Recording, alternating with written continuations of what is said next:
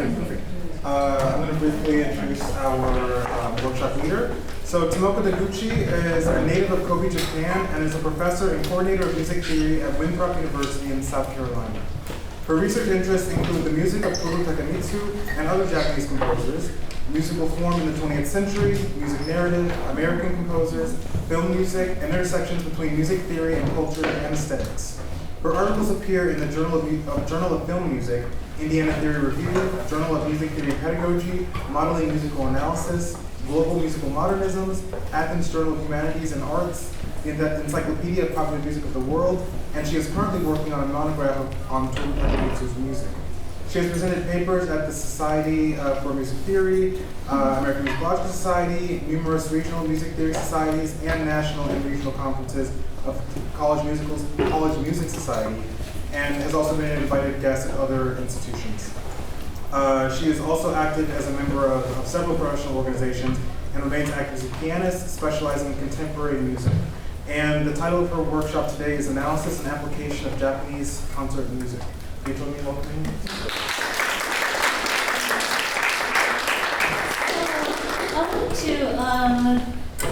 I want to get your attention to this workshop website, and then so if you go to resources, if you haven't realized it, there's a shared resources, and then if you go to workshop materials, it's kind of tiny, but I'm where am I? Okay, I'm over here, workshop 3, and then so all the scores and some other resources, bibliography and stuff like that, are all shared here. I purposely didn't share any pedagogical instructions on what do you think about this, or any questions. So some of the things that I hope that we can talk and think about it together. So just wanted to get your attention for that. My flight didn't come in. My flight got canceled yesterday, and I couldn't get in yesterday, and I had to get up at 3 o'clock this morning to get here. And so half of my brain is not working, and one of the things that happens is that I forget English words because English is my second language, and so please bear with me if I'm struggling to find a word. So just wanted to let you know about that. So this is my outline.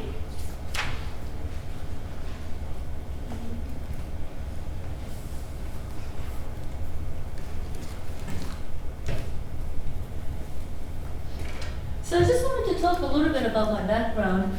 This is a quote from the most, it's not the most recent, but Music Theory Online came out that had a whole bunch of translation project.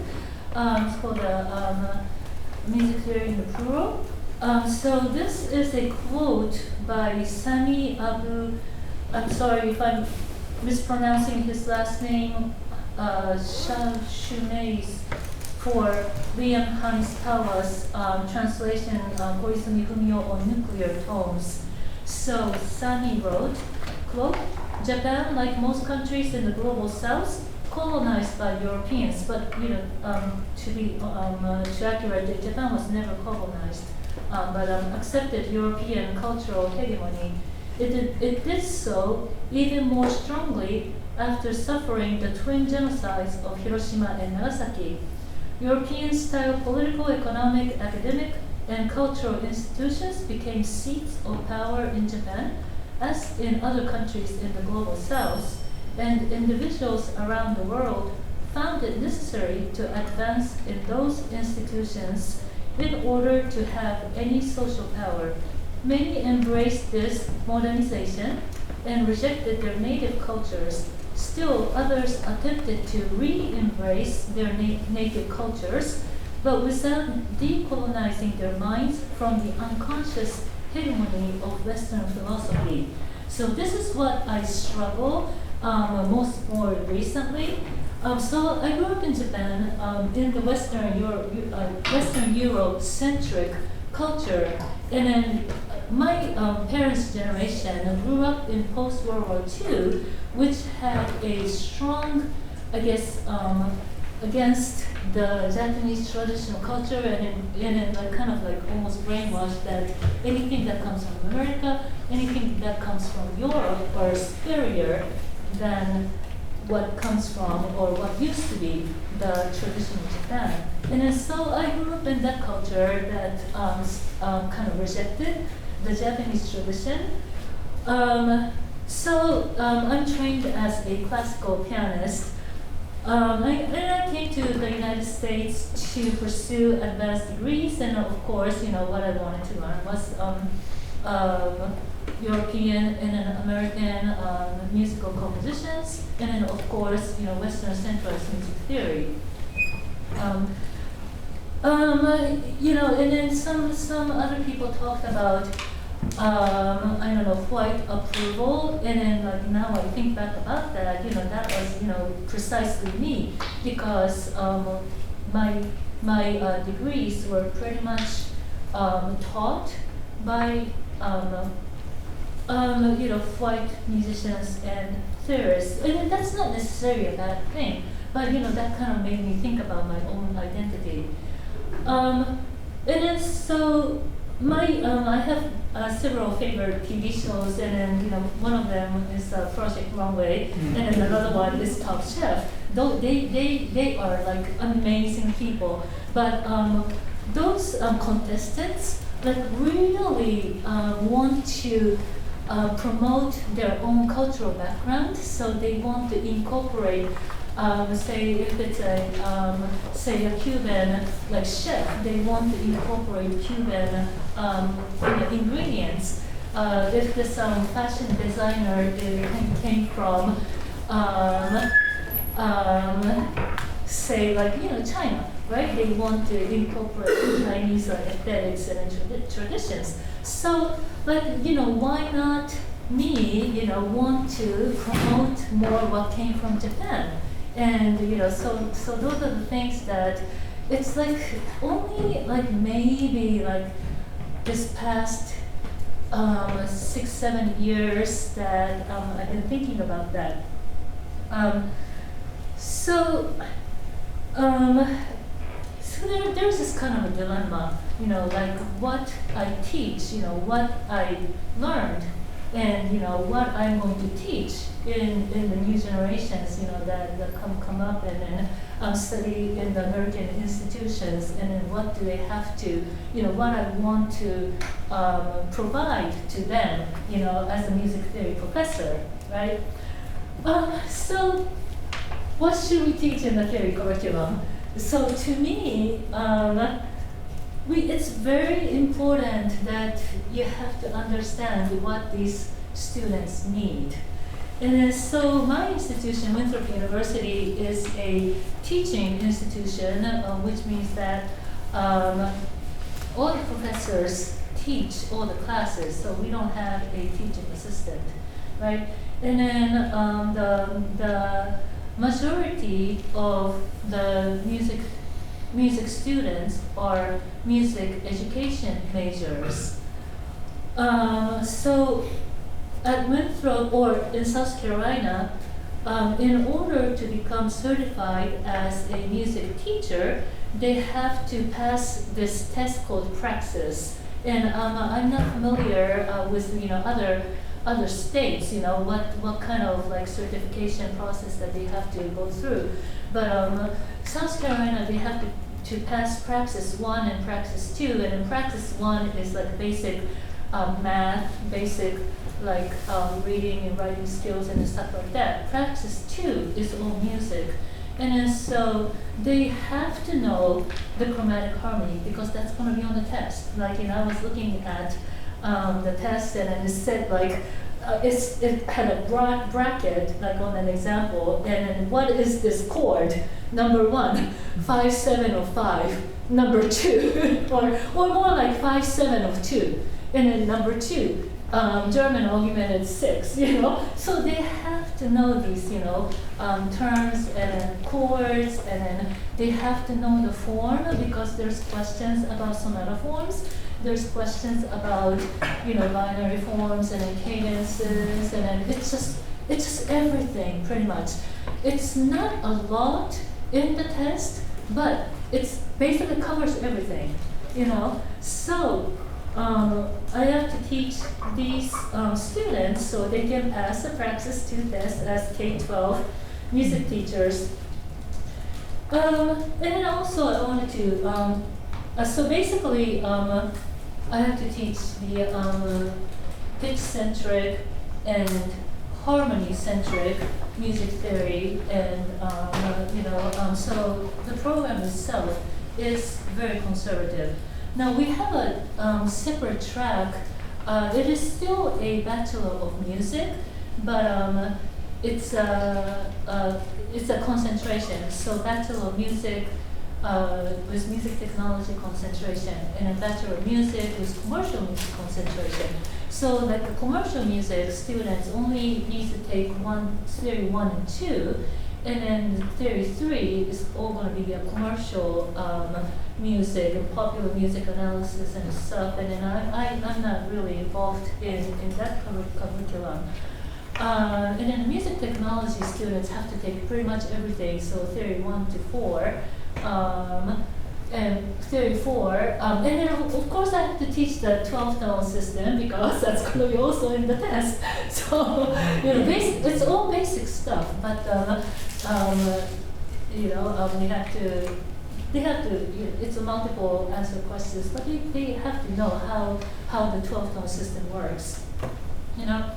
So. I echo what Eli Hisama said in one of her writing in the Teaching Music Theory, considering race and ethnicity in the music theory classroom to incorporate popular music, non-Western music, and jazz into music theory courses while continuing to teach works drawn from the canon of Western classical music. So that's what I kind of came from, presenting the materials that I use. In my form and analysis class. So there are 4 pieces that I have posted in the resources. 2 by Nakata Yoshinao, art songs, and then 1 by Yashiro Akio. And then I mentioned these names with the last name, first name basis, because that's how Japanese names are referred in Japanese. So Yashiro, Akio, Yashiro is the surname and Akio is the given name. And then 1 piece by Chen Li. And then I want to develop and then I guess more compile my own materials. Because I teach in this teaching institutions, the teaching load is fairly hefty, and it's all like stuff you're already familiar with that we're just kind of like more and more asked to do because of the budget cut and everything, and it's just so hard to keep developing my own courses, but so that's where I am, is to trying to develop my own course. So when I get to the form and analysis class, these students have pretty good understandings of the chromatic harmony, and some of the things that I ask in the questions, I don't get into too much musical theoretical jargon because there is no music theory like majors, but I want to ask more of a general questions about how to think about music. Okay, so discuss concepts such as introduction, statement, repetition, extension, development, transition, closure.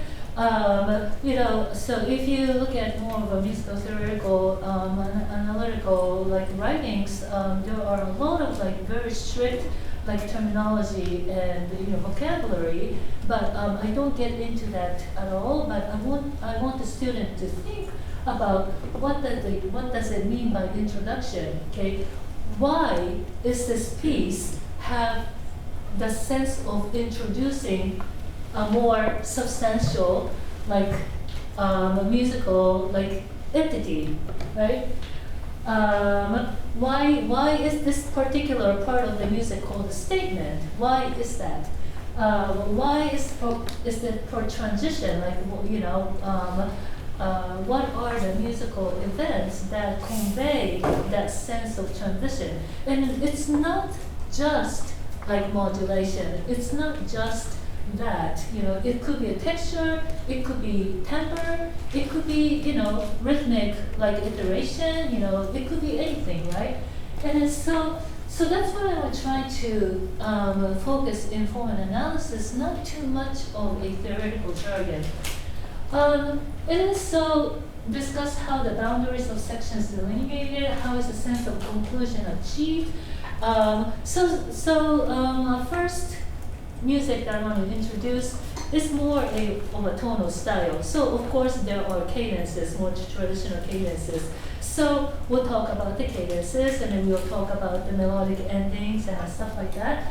But some of the music is not necessarily tonal, and then so if the music is not tonal, the students did have some atonal analysis in theory 4, but not like really, like I said, it's more about introducing about, okay, there is something called pitch class set, so it gets, it stops like about that level, and how the basic of 12-tone system works, right?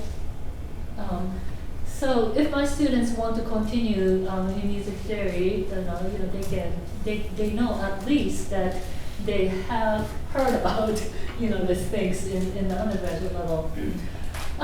So how is the sense of conclusion achieved? How are the discrete sections contrasted? Which musical elements originate in the Western tradition, and which elements have roots in Eastern aesthetics? Now that is a hard question, but I let the students talk, and then maybe I might agree, maybe I might not agree, and then I feel like it doesn't really matter. I want them to think.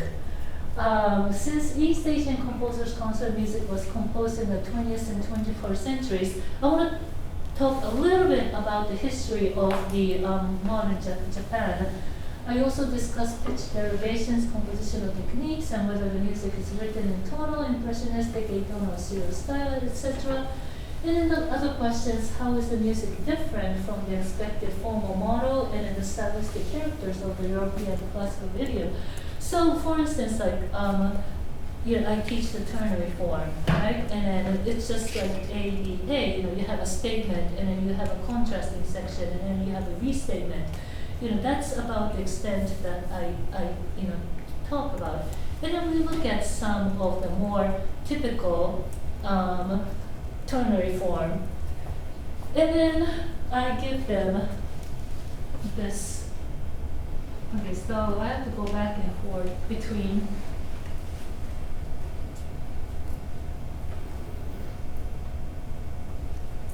So this is talking with the. Okay, how come this is frozen? Okay. Why is this frozen?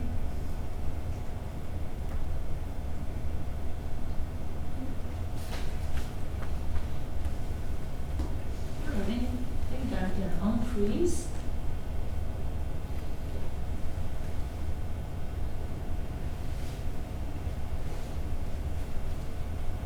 I'm sorry.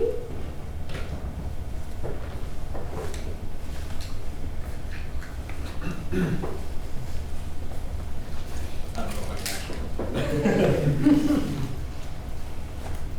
it's not seeing this.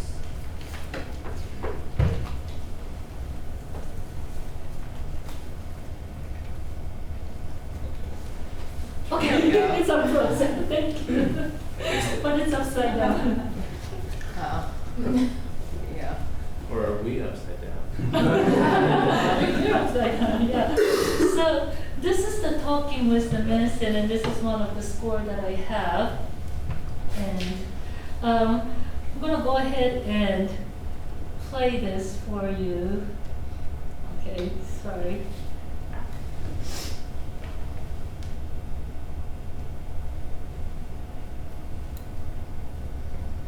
I'm gonna just go ahead and do that.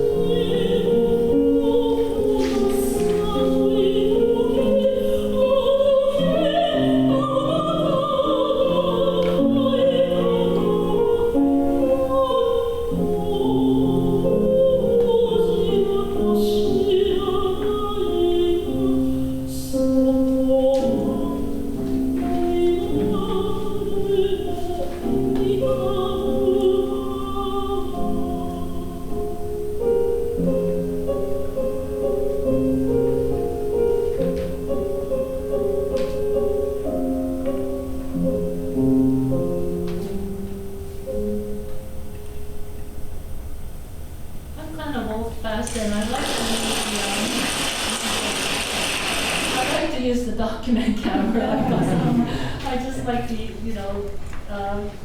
write with pencils and would like highlight it and stuff like that. I never got into doing that digitally. So anyway, this is Yoshinao Nakada's Talking with the Mist. And so I think it's very important that whenever we are talking about the Japanese composer's music, to understand how, the modern history of, how these kind of westernized music came to Japan. And then, I don't know about, Korea or China and how they developed in those countries, which I would love to learn and then incorporate that in my class before. But I think it's always good to let them know that. Okay, so I'm going to play from the current slide.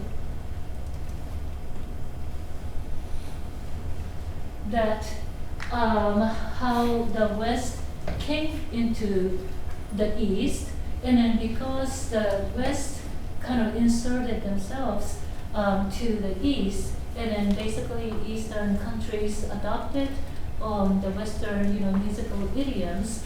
I think the West also have a responsibility to know and then incorporate the result of that Western insertion in the Eastern culture. So basically, 16th century is when the, I think this is pretty much worldwide, is the Christian missionaries went to other countries and gave the first contact with the European music, and the big,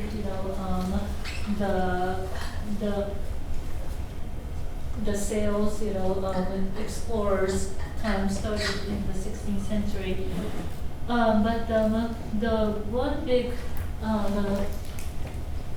event in the Japanese history is the 1853, the arrival of the Kurofune. So the U.S. Navy sent 4 warships into the Bay of Edo, the present day of Yokosuka, and if they basically threatened that if Japan did not start the trade with with America or the West, they were basically going to attack Japan to make the Japan bow to the Western country. So that's how it ended, the 250 years of self-imposed isolation. Meiji period, one thing that the Japanese government noticed immediately was that in order to be equal with the Western and American powers, they have to incorporate the Western culture and the Western political structure and then the Western educational structure. And then so that's I did not. The brief history is actually on the resources, so you can read this if you're interested on your own. Basically, it started with the military music, because the armed forces, and then the Japanese government started to assign people to go study with European and then American composers and musicians to learn about the Western music. I thought this was kind of interesting, the fundamental music of the imperial household, which are still, the musicians for the imperial family, which performed the imperial gabuku music. The gabuku music is written in music theory articles, so it's something that it's more known, I think. Was required to study Western music, and I cannot imagine their horror. suddenly, like, it's like totally different, like notation system, and then like basically, the system that is like opposite of what they have been doing. So the educational and industrial reforms happening in the lightning speed. Basically, the mantra was to catch up, right? And then so, where is it? Okay, so the Ministry of Education created a Center for Music Education headed by Isawa Shuji, which established the music into national school curriculum.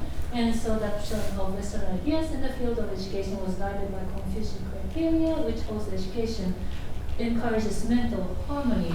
So in order to modernize the society, the music used in education could only have been Western.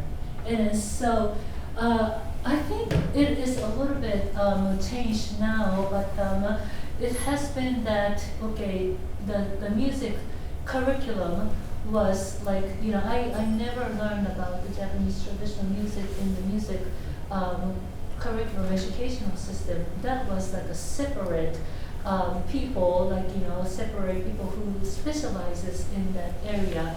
And the basically the general population goes through the school curriculum with all Western notation and Western music, and that's how we wrote, and I think that is still true to some extent. Okay, so so it was quickly realized that there was a pressing need for creation for new teaching materials in music in school. So 1881, Mason and Isawa produced the first book of school songs. 19% used Western melodies with Japanese text, but the second collection had used Western melodies, but more of the Japanese composers contributed to the melodic writing. And so I want to talk a little bit about the school songs later.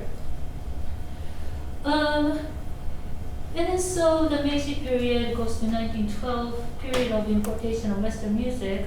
Taisho period, period of assimilation of Western music. And the next thing, sorry, I'm gonna play this, not right now, but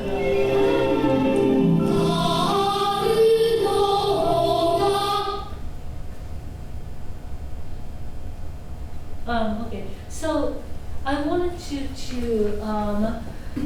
just kind of notice that, okay, I don't want to play that either, sorry.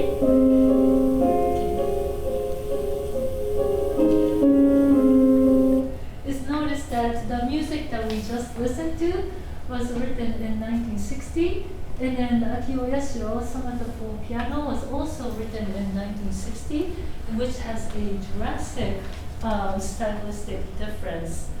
But so just a quick background of how quickly Western music was incorporated or imported to Japanese education system. Okay, so going back to this, the music that we just listened to.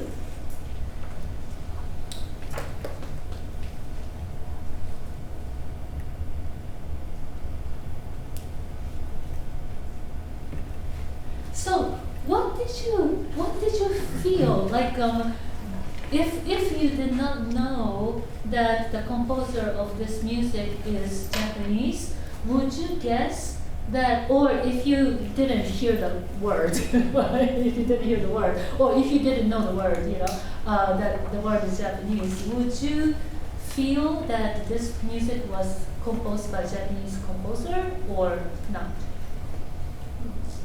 No, right? Yeah.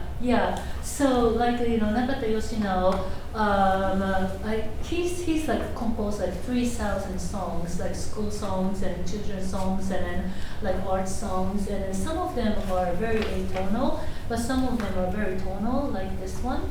And then, but to me, I want to play another song by him. the other song to me has a much more kind of a Japanese aesthetic, but I thought this was a good song to use. Okay, I think if I go to something else, this kind of freezes. So I don't know what the reason or how to like maybe I have to quit and open this again. I think that will fix it.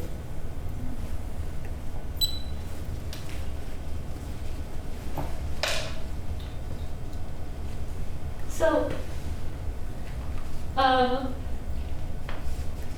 usually, when I'm teaching to my students, I will ask, okay, some questions beforehand, like listen to this, listen to that, and then, be prepared for the questions that I'm going to ask you. But I didn't ask any questions to you guys. So, what is the form of this music?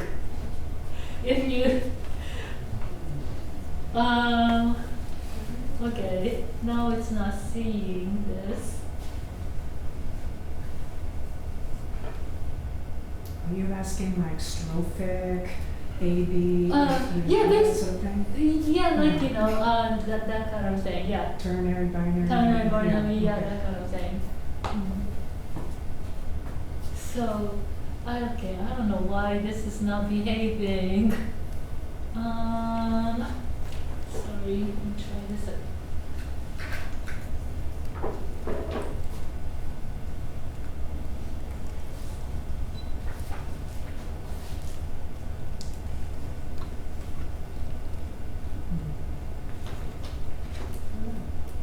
I don't know. Okay.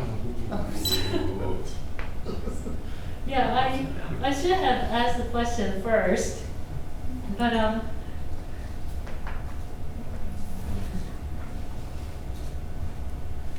so at the beginning, this melody starts, right?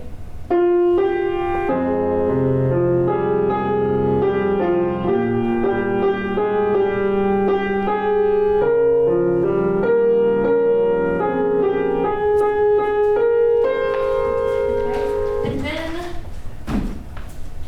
there's a clear cadence at the end of here. And then the music starts back here, same melody. And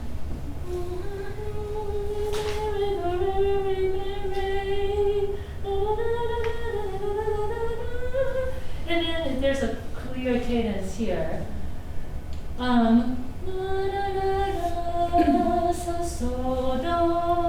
So it's a pretty much straightforward PAC.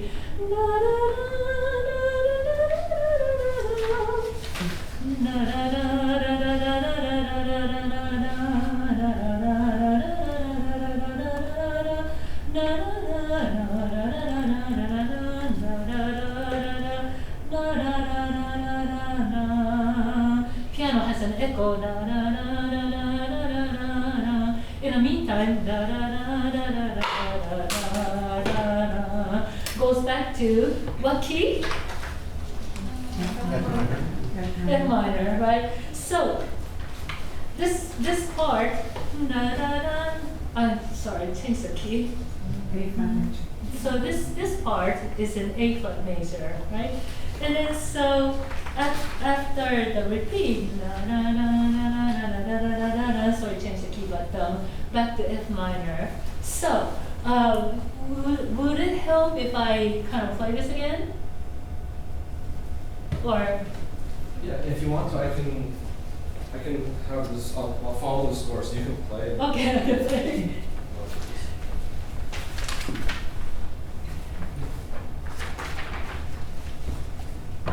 So this was the first phrase ending, right? So.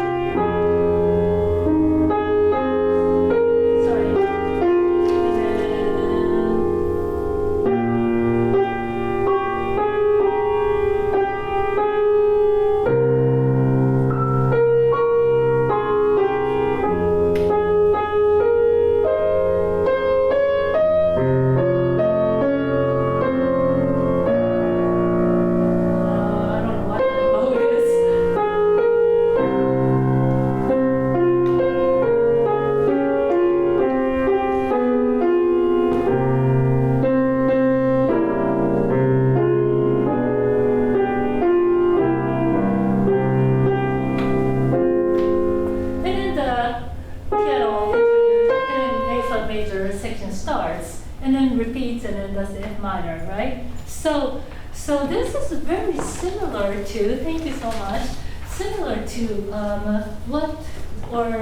what is the form? I'm not asking about it. It's just a basic thing that I'm asking. Yeah, I would guess ABA. Yeah, just ABA, right? Yeah, just ABA form, yeah. And it's more like a song form, AABA form, right? And then so the A section ends at this. And then, sometimes I ask the chord progression. So A section ends with the tonicized half cadence. And then there's a piano interlude, echo. I wanted to kind of get your attention on this, the extra from the poem.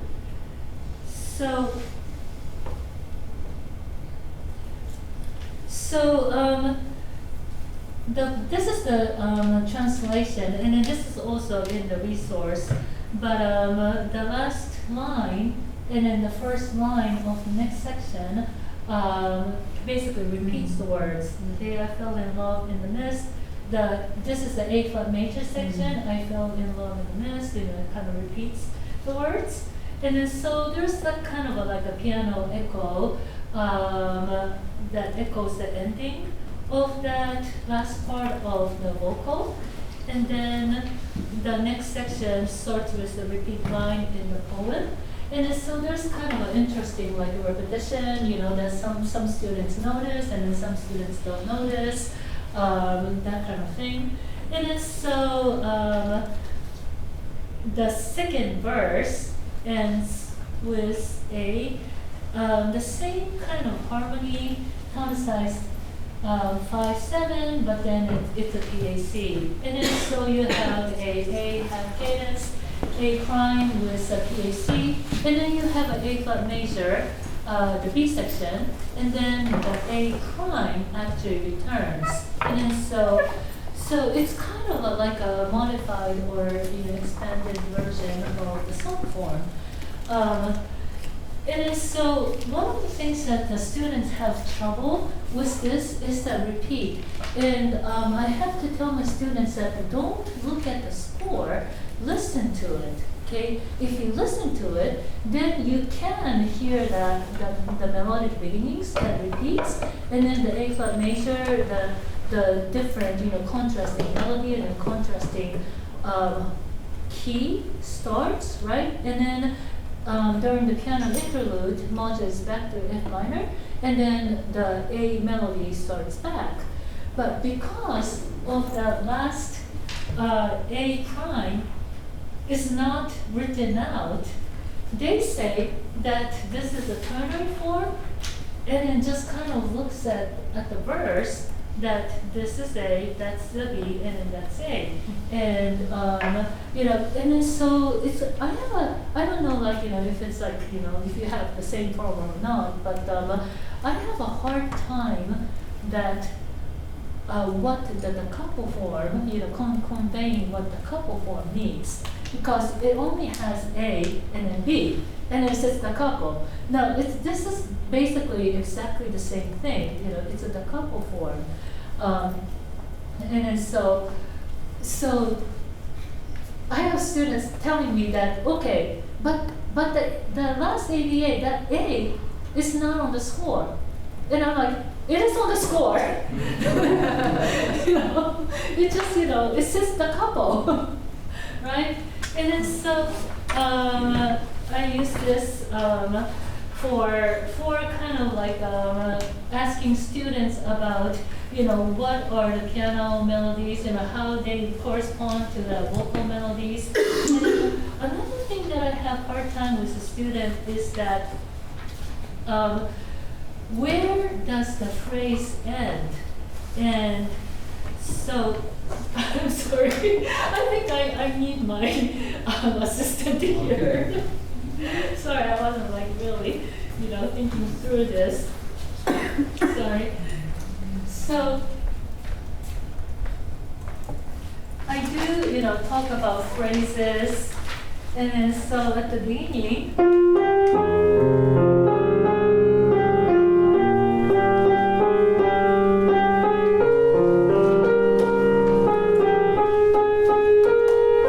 to me, that's the end. And it does have that the breath, taking, that sign over there, right?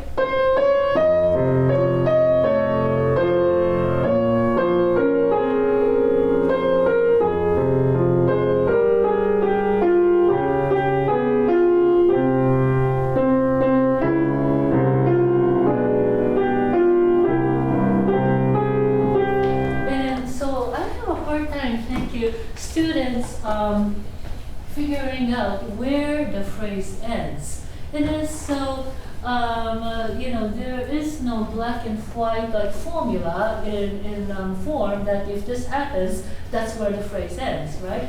A lot of times, you have to feel that phrase endings, and then that is the hardest thing that to convey that. Why is that?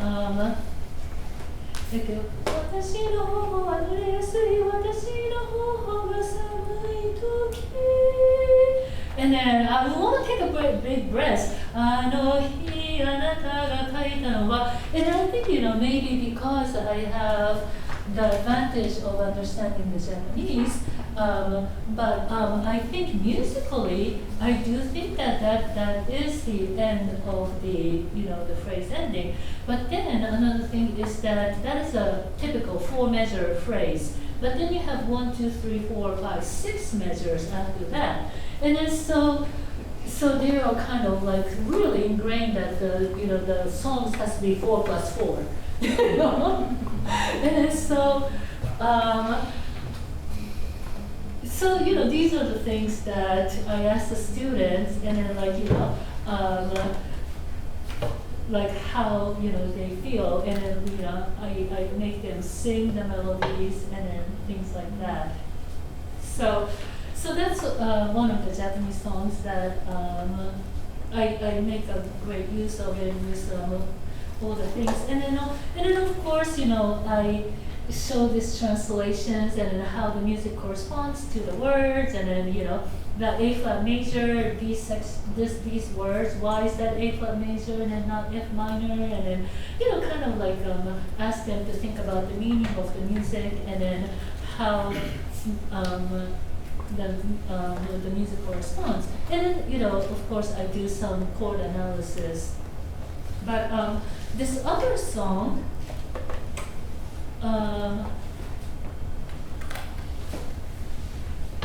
is this one. Sorry. The Maidens in Broad Daylight.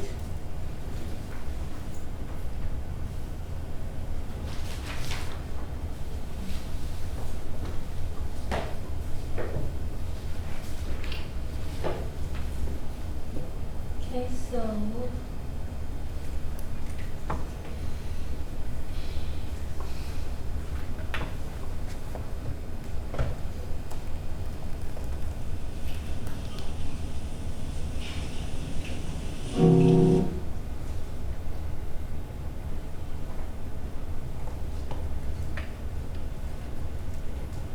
this is earlier.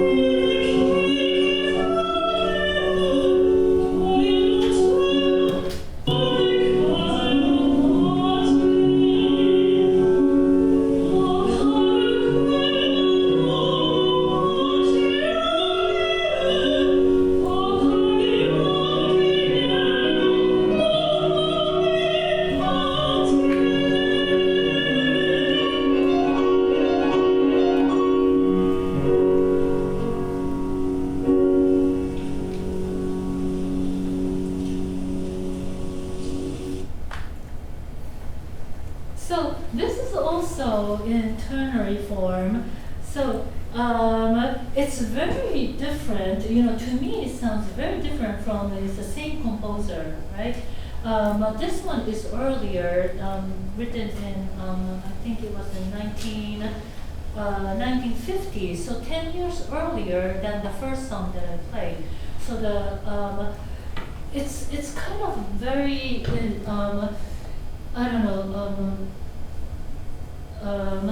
impressive to me that Nakata Yoshinao was able to incorporate more of a traditional tonal harmony, but this song, it's less tonal harmony and more impressionistic. And then so a lot of composers, I think, you know, in that very short amount of time, that they were able to absorb, you know, different stylistic feature of the music writing. Okay, so you know that melody. So that repeats here from measure 11. So you know, I of course you know ask the students about this. So it starts with the F sharp minor feel to that, and then this is like kind of a very advanced question to my students, but I love this chord so much that I want them to think about that. And then I think, you know, some students who actually have the background in jazz or popular music, actually sometimes there are successful in telling me what this is. So that's the first chord.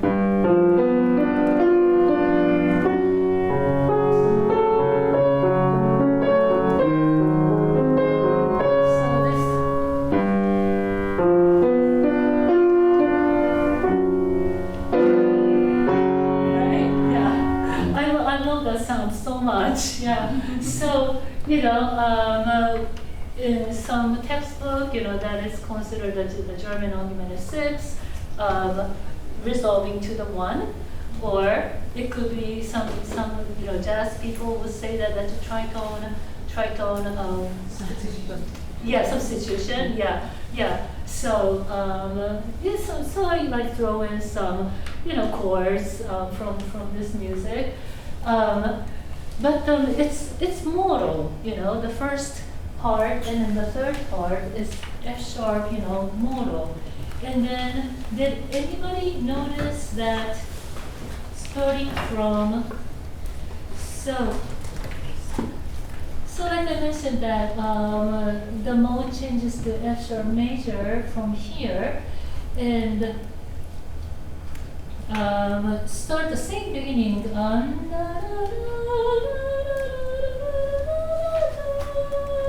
But then at the top of this measure, so maybe.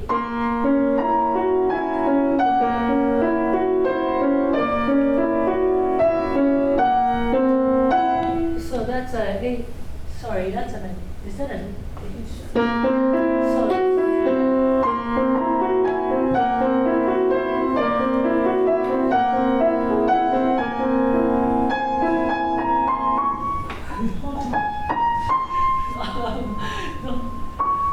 so there's not exactly a whole thing. There's some extra notes in here, but it's pretty much whole tone. The melody is whole tone.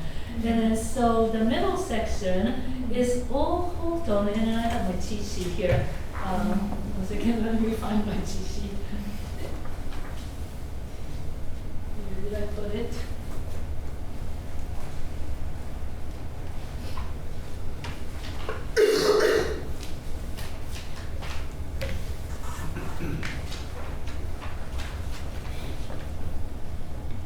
So it's all pretty much whole tone except for here, the piano accompaniment is very much all whole tone. all the way up to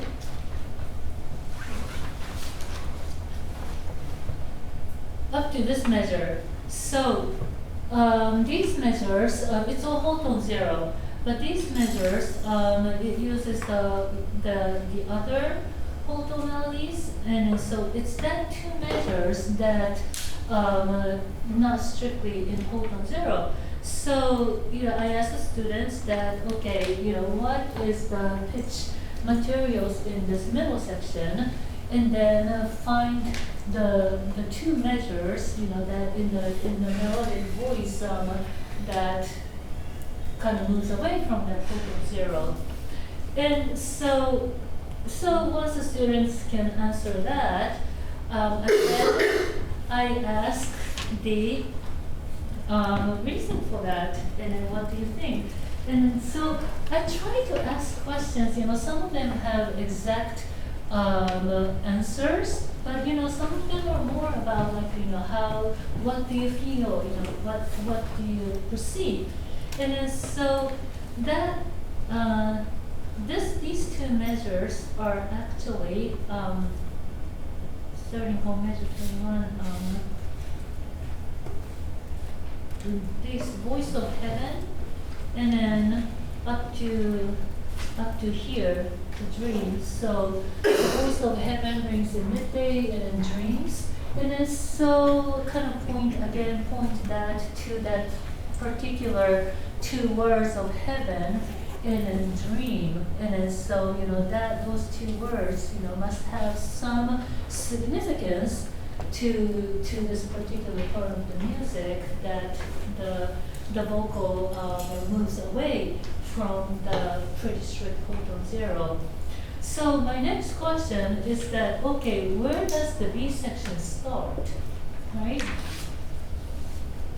And then so, like I mentioned, the whole tone zero starts mid-phrase in measure 13, and then because the music, the melody, has already started in measure 11,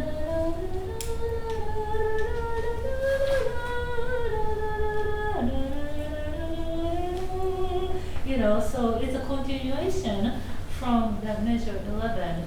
Okay, so because measure 11 is the same melody as the A section, how would you talk about that? And so again, it's not strictly ABA, because the B section borrows, I guess, from the melodic material from the A section. Okay? And then, but what is contrasting between A and B are, of course, the pitch derivation, the pitch materials.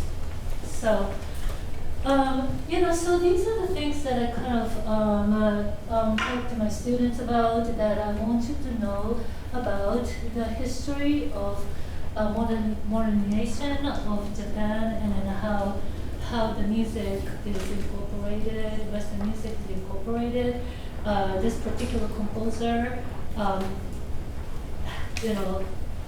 uses different stylistic music, and then what are the influences? But then it's written in a very small amount of time, and then consistent. I don't know. This is first name, last name. So first name, last name. Sorry about that. So Sonata for Piano. This is also written in 1960, but it's very stylistically different. Another thing that's very interesting to me is that the background of the composers.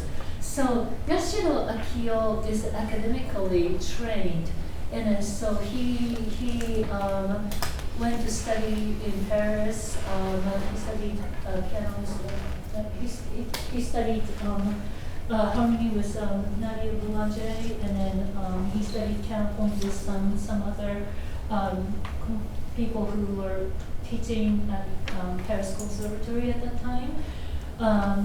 And so he was kind of aware and versed in the more of academic language. And so But Nakata Yoshinao did not have that kind of a formal training, and then so he was a pianist, but then he served in the Japanese army, and I think while playing the piano, I think he just had a knack of composing and just produced all sorts of beautiful songs.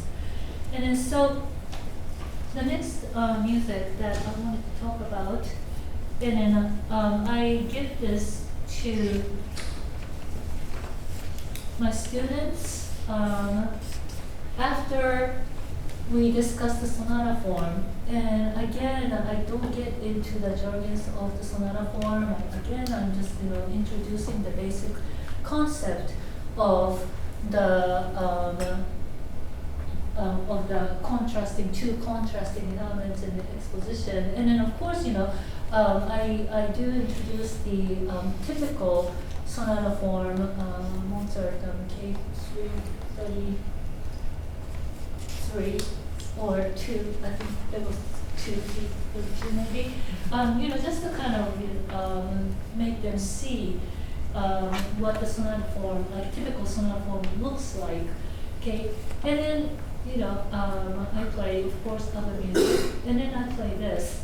So this is a free atonal music, but it's the first 4 measures uses the 12-tone roll. And I don't know the order of the 12-tone roll because the last 3 notes are played simultaneously. And then Yasuo does not do anything further, right, from this 12-tone roll, but obviously he did have influence. But the question is that, okay, what are the 2 contrasting elements? And then also, can you delineate the 3 main sections of the sonata form? Okay, and then there are all sorts of answers for that, and I don't think there are any one correct answer, but I want the student to think about that. And then I feel like even though this is, I feel like this is very written in a modernist style. I feel a little bit of Japanese aesthetics in it. And then so, like, I want to talk a little bit about that too. Okay.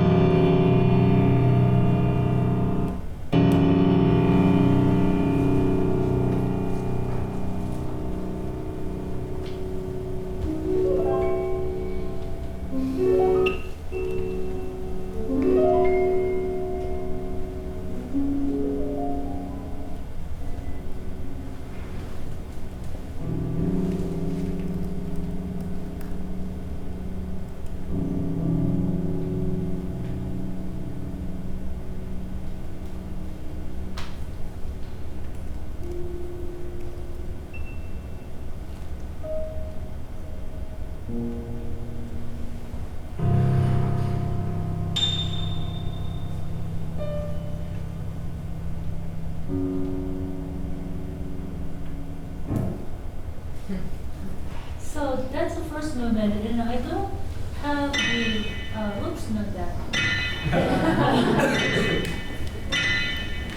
That's the second movement. The second movement is pretty amazing too. Second movement is actually a 13 pitch roll, and then so it has one pitch doubled in between.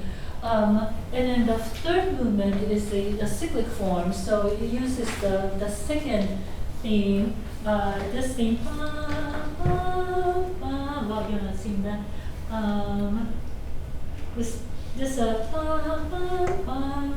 uses the theme in the third movement.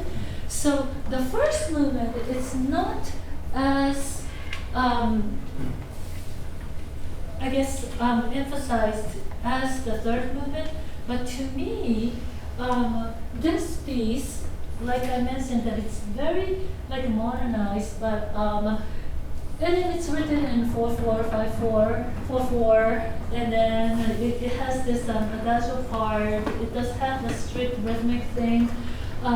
So you do kind of feel the basic pulse of this music, but the third movement is not, is more like stretched. So to some extent, I was just talking about earlier, that the Japanese aesthetics that I kind of feel is that instead of like delineating time in this way, not like dividing time, I feel that the Japanese aesthetic is more about stretching time and then contracting time. And then I feel that a lot in the third movement. So if you are interested, listen to the third movement, and then you can really feel that contraction and the extension of how the time is perceived. And so I'm kind of like rushing here because I wanted to get to the thing that that you can use in both the theory and an oral skills class. But this is Chinese Jing marimba, and unfortunately I don't have time to really talk about this. But I introduced this music after the rondo form. Now Chen Yi told me that this music is based on the golden ratio, but and then at this time. When I first discovered this music, it didn't have any explanation, but it seems like there might be a little bit more thorough explanation about how the sections are delineated in this music.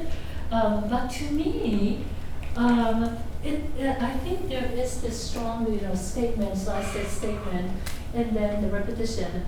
And then there's a contrasting element, and then the statement comes back in a very different form. And then there's another contrasting section. So I kind of feel like it's very similar to the rondo form.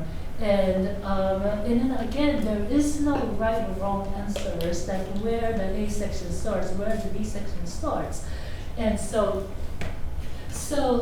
I talk about the motives and then how the motives are transformed throughout this music. And according to Chen Yi,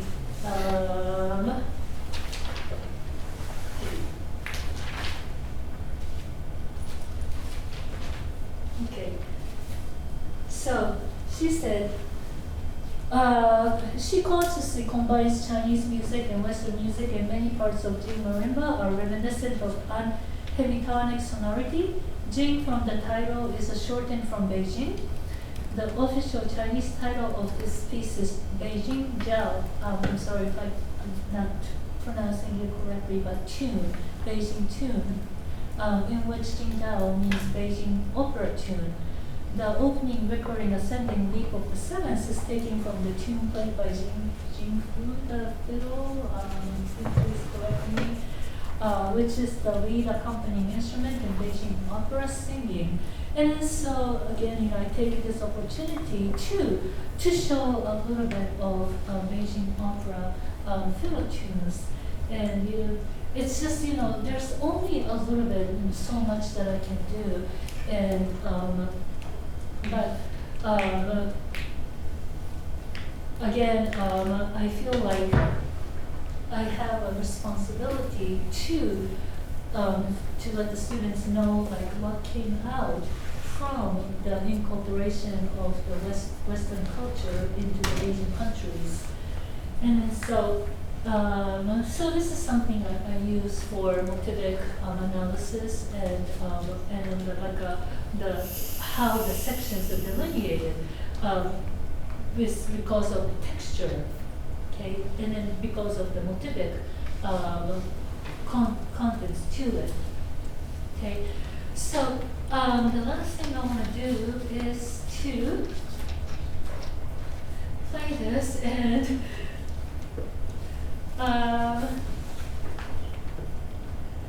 Okay, so this, probably it's easier to show.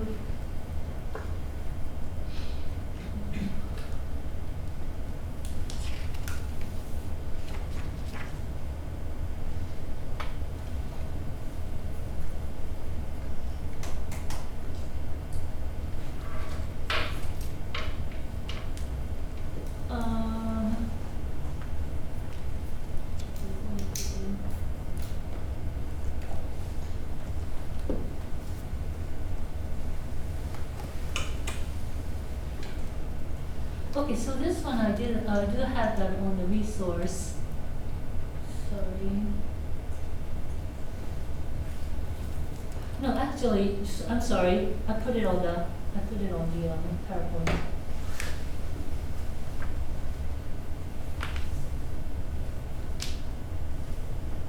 Okay, so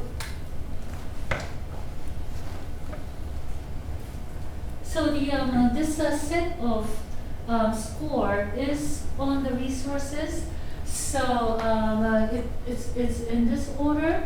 Kind of ran out of time to talk about the Japanese scales, but some of these earlier songs, like the Kojo no Tsuki, is written by Taki Rentaro, which was one of the first people to sent by the education government in the educational department to Europe to study Western music, and so it does have this sense of Japanese scales in the melody, and then some cadences, but they're not the typical 5/1 cadences.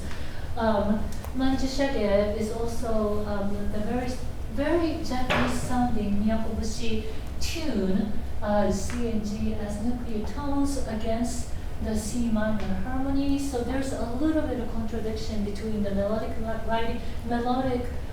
where the tonal center is, and then the harmonic writing. I thought very interesting. A flat unhemitonic pentatonic, and then the menial scales. But these last songs, I think these are the ones that is very good for oral skills. So if I'm going to just play the accompaniment, can you sing along the bass line? So this is an F major. So do, re, do.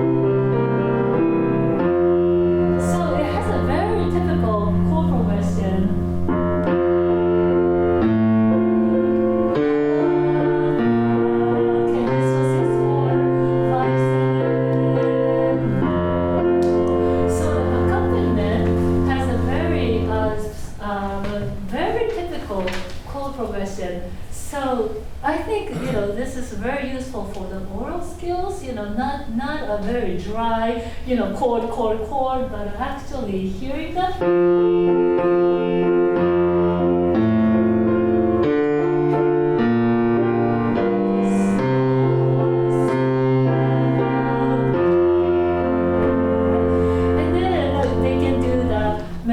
Dictation on top of that.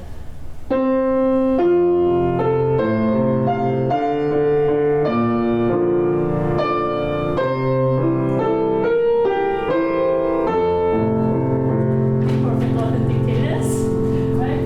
And then so I haven't had a chance to do this in my oral skills class, but a lot of earlier songs I mentioned that the education department, started creating all these school songs. These school songs are very typical harmonic progression. They really incorporated the typicalness of the harmonic progression. So it's very easy to hear. And then you can do the melodic dictation with the vocal lines, or you can use this for sight singing. Okay. And so that was number 4, So Shunfu. And then all these steps of median, potential 6/4, 7/7 or 2, passing 6/4 are in it. Number 5, this is the flower, Hana.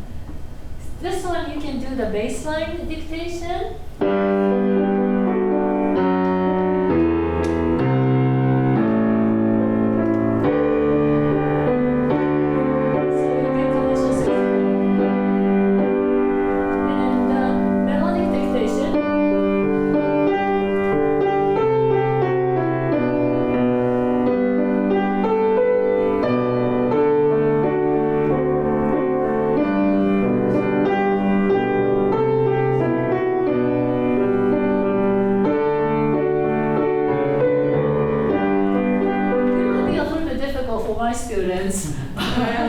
To do a melodic dictation, but they can definitely use this as a sight singing examples.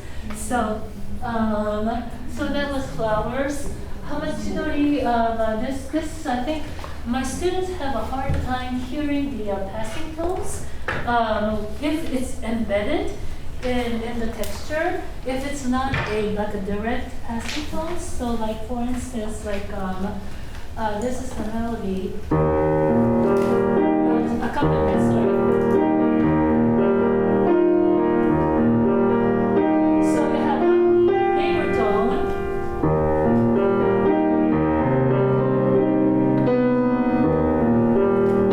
So that's a so chromatic passing tone going on in there. So I can introduce that. And then the last one, this one has a augmented 5 chord. That one also has an augmented 5 chord. That's a really great sound. So let me just do the pichika, the ending. So this is the last measure from pichika.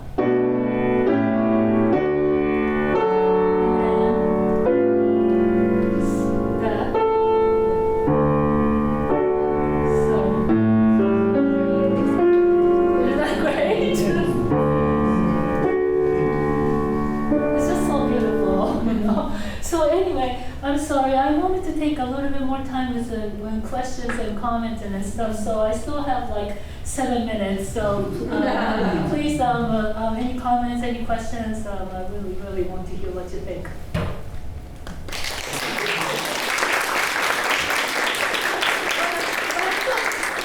7 minutes, so questions, please, and comments, please. Yes?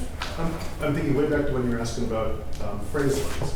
Is it standard in English transliterations of Japanese to leave out punctuation, or rather not to have any punctuation? No, I don't think it's a standard. Yeah. In that first song, there were no commas or periods. Yeah. So that's, because I think in Japanese poems, the punctuation is not common. Okay. So I think that's the reason when I translated, I Yeah. didn't use any punctuation. Yeah, and Yeah, for but- singers, that's the added challenge, right? They're not looking Right. for commas, they can't. Yeah, they It's can a know, good yeah, puzzle. yeah, so, you know, that's another thing about, using this translation is that, you know, right now there are like a Google Translation and stuff, and then, you know, you have more access to the translation, but, I think there are, you know, some language issues, yeah. And another thing that I wanted to mention is that, okay, so I have one semester of, you know, introducing all this, but when the students graduate, they all go back to the band and then the choirs and then, you know, the stuff that they teach to their kids in the K-12 system, and then, you know, what they are evaluated is whether they can win the marching band competition, right? And then so how am I going to, like, you know, really, like, it's like a public music theory kind of thing, that these students have this more of a like lasting impression or lasting like learning for these students, and that's another issue that I'm you know encountering. But anyway, yeah, but yes. Yeah, I'm wondering if you have students analyze any songs that are more distinctly Japanese, and if so, what it is they do or they find, like which aspects sort of stand out as. So when you say distinctly Japanese, is that are you meaning like the scales or? It could be anything, but I mean, all the examples that we heard so far, I think if we heard, they would Yeah. sound very Western. Yeah, it's very Western, yeah. So- So I couldn't quite get to, but there's some of the scales, you know, I introduced, but it's very fleeting. I wish I can spend more time, you know, to this, but I do introduce, you know, the typical Western, Japanese scales and how they could be manifested in there. But more is the sense of time. And then so, in other class, not in this form and analysis class, but for other classes, I play say Takemitsu. You know, Takemitsu's music, I find it very Japanese, and then because of because it's asymmetrical. You know, even if it's strictly notated, the perceived music is asymmetric. And then the texture, and then I play, say like the no-inspired music, and then maybe the music that I use, maybe use Japanese instruments. So that's I teach a class in a graduate seminar that I bring in some of those music, but not in the undergraduate level. I haven't really had a chance to do that. Yes. Do you think Enka, that really showcases Miyakobushi? Yeah, Enka's great. Yeah, I should use Enka. Yeah. Yeah, is that yeah. going to be too strange for the American students? No, I think it could be great. Yeah, Yeah. like the classic Enka. Yeah, I think so. So Enka is a Japanese popular genre that has a like an older style and then more of an influence of the Japanese like tunes and I can't remember off the top of my head, but when first Western music tunes were introduced, that's, you know, a lot of Enka were adapted from more of a Japanese sensibility. So yeah, it has a lot of Miyakobushi tunes in it. Yes. Yeah. Yeah. Yes. Any other questions or comments?